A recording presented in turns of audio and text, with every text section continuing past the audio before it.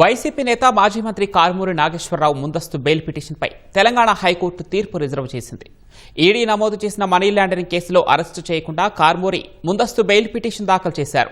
కారుమూరి అనారోగ్యంతో ఆసుపత్రి పాలయ్యారని, ముందస్తు బెయిల్ ఇవ్వాలని ఆయన తరఫు న్యాయవాది కోరారు. గత విచారణ సందర్భంగా ఈడీ అధికారులు అరెస్టు చేయకుండా హైకోర్టు మధ్యంతర ఉత్తర్వులు జారీ చేసింది. ఏపీసీఐడీ అధికారులు నమోదు చేసిన మద్యం రవాణా కుంభకోణం కేసు ఆధారంగా ఈడీ అధికారులు మనీ లాండరింగ్ కేసు నమోదు చేశారు. ఈ కేసులో ఈడీ అధికారులు ఇప్పటికే వాసుదేవరెడ్డి, కేశిరెడ్డి రాజశేఖర్ రెడ్డి, కారుమూరి సునీల్ కుమార్ను అరెస్ట్ చేశారు. ఇదే కేసులో మాజీ మంత్రి కారుమూరి నాగేశ్వరరావు సైతం నిందితుడిగా ఉన్నారు. దర్యాప్తులో పురోగతి కోసం కారుమూరి నాగేశ్వరరావును ప్రశ్నించాల్సి ఉందని, ముందస్తు బెయిల్ మంజూరు చేయొద్దంటూ ఈడీ తరఫు న్యాయవాది కోర్టుకు తెలిపారు.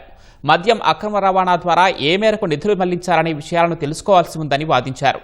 ఇరువైపులా వాదనలు ముగియడంతో తెలంగాణ హైకోర్టు తీర్పును రిజర్వ్ చేసింది. అప్పటి వరకు అరెస్ట్ చేయకుండా జారీ చేసిన మధ్యంతర ఉత్తర్వులను పొడిగించింది. ఈడీ అధికారుల ఎదుట విచారణకు హాజరై దర్యాప్తునకు సహకరించాలని కారుమూరి నాగేశ్వరరావును హైకోర్టు ఆదేశించింది.